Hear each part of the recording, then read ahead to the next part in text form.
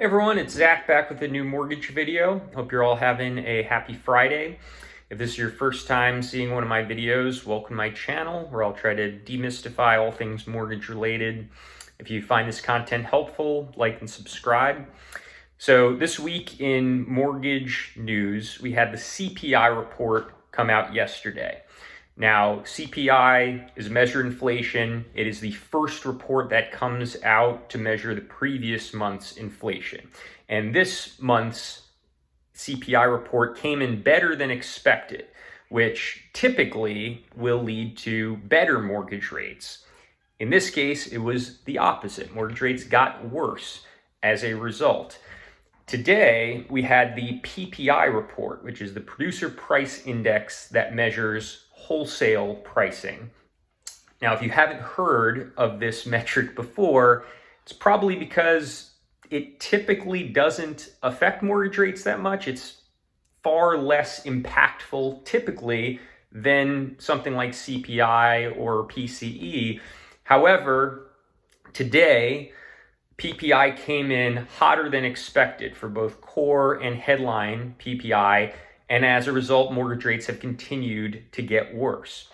So this marks probably 2.5 weeks now of mortgage rates not really moving in a logical way.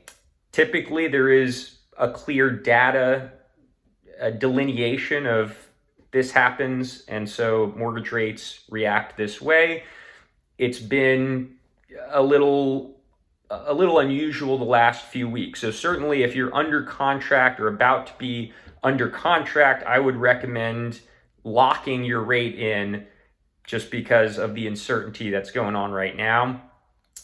One good piece of news, however, is the San Francisco Fed released a report about the shelter component of CPI.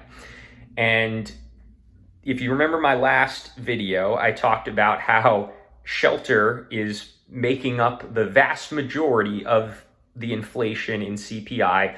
And if that number dropped significantly from 7.8% to like 7.3 or 7.2%, that would be good news and probably a good indicator that we're going to be moving quickly downwards.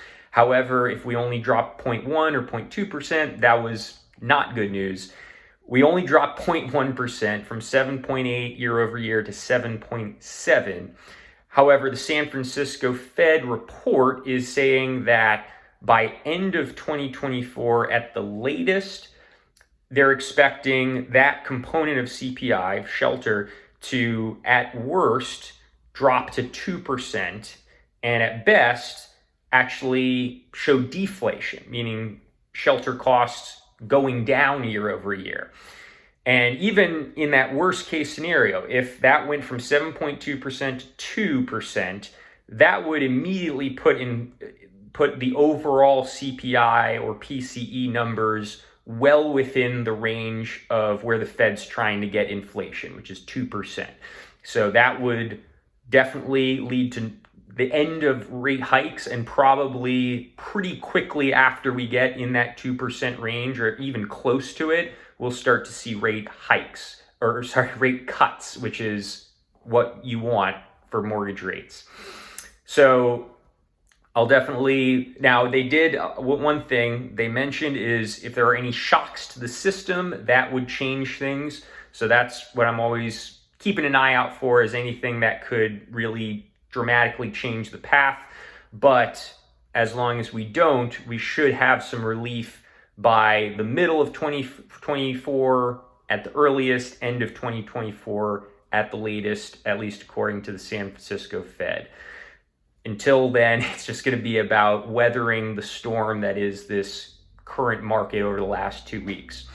But as always, if you have any questions, shoot me a comment or you can call or text me. And thanks for tuning into this one. I'll be back next week for another video. Till then.